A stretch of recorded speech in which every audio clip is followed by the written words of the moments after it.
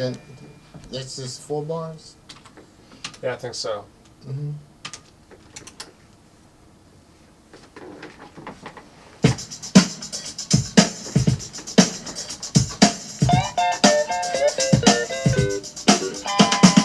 I can hear you calling me back right now.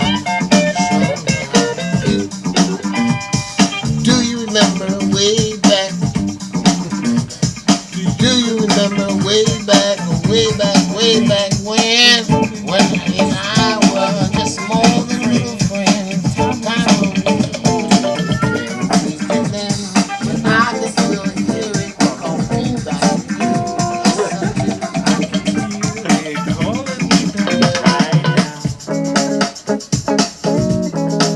Okay.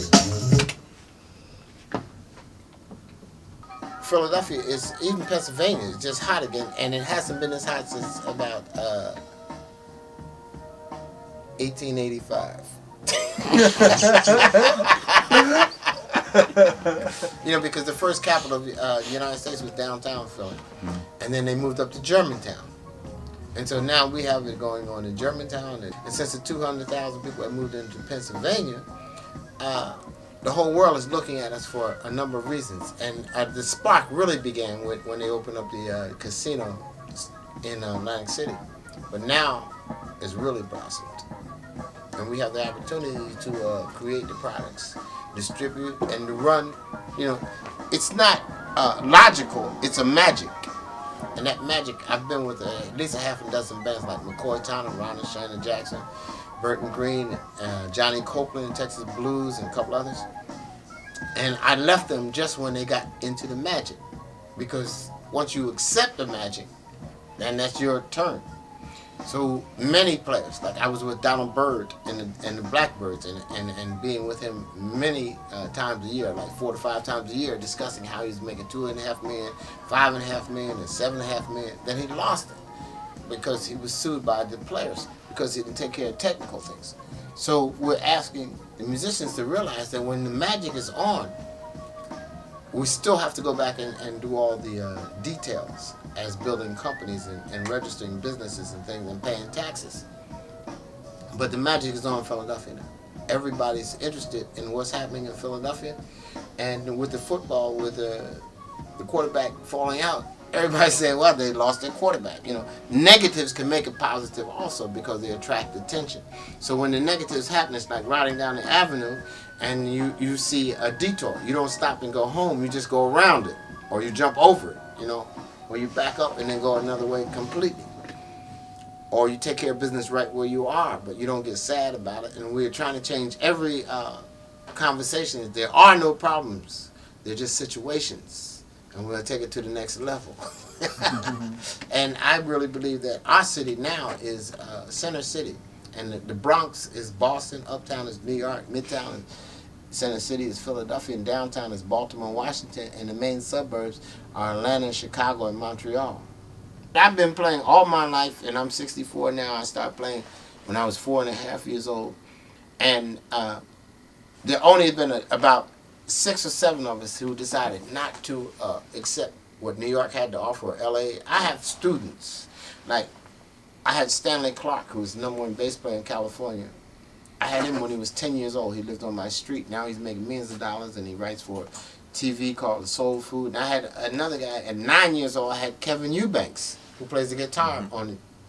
And his first music lesson was, he came to me. His mother brought him to me because he was playing trumpet. And I had a friend from Boston who was hanging with me. And his name Bobby Alston, and he taught Kevin the trumpet for 2 years. And then Kevin decided to go to the guitar and gave the trumpet to his brother Dwayne. And I could go on with the influences that I've been involved in. But the most important thing is saying, now is 2007. And what are we going to do, and how we're going to put it, and how are the relationships of the music industry with every other industry. The problem, the situations in music have been that most of the time we just want to play and have a great time, and we don't know about all the other things. Wherein if you're a lawyer or a doctor or a nurse or a teacher or whatever profession, a laborer, mechanic, engineer, they have all the, or politician or government worker, they have all these insurances which the musicians don't have, and they have attitudes, and they have time to go to work, and they have penalties for not doing certain things.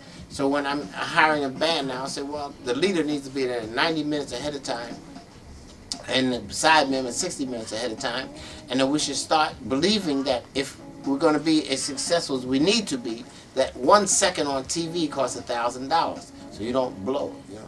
1 second, because of the advertisers and the crew and the musicians' payments and everything else.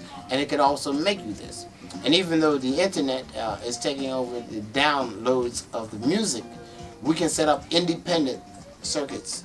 And I'm working on the distribution firms that will deliver Philadelphia products only to 45 cities within an hour and a half from Philadelphia, so that we can go there and deliver the products and then go back and do a concert later and still be home by midnight or 1 o'clock, so we can get up with the children and go to school with them. You know, we want to improve every generation, not follow what Bird and Charlie Parker and the drug addicts before them and things like this did, because when we took the drugs as jazz musicians from 1934, 1935 to 1955, that was 90% of us were getting high. Now it's filtered down into the community. The community was sober and we were high. Now the musicians are trying to be sober, working to be sober, and the community is high. You see, and that's the way it is. Everything comes out of music because it begins on God's rhythm, your heartbeat. That's where it comes from. And so many times we've been told just the opposite, because we haven't learned to put in categories the difference between a worship and an understanding of music and a sacred music, and then the work rhythms of being able to use the music as a tool, and then comes entertainment, and then comes the bullshit or just having fun. You see, most of the time we always just concentrate on the entertainment, which is not the spiritual characteristic of music.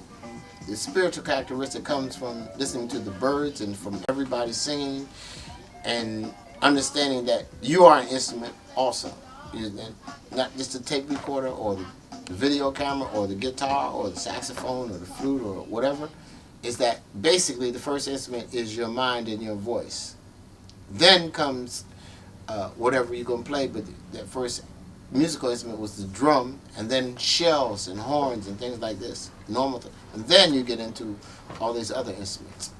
But when anybody sings, it raises the spirit, the adrenaline in their body, and that's what it's really about. And for the artists who are playing, very few of us go to play realizing that we're not going to show, we're supposed to be on the stage to raise the spirit of the people.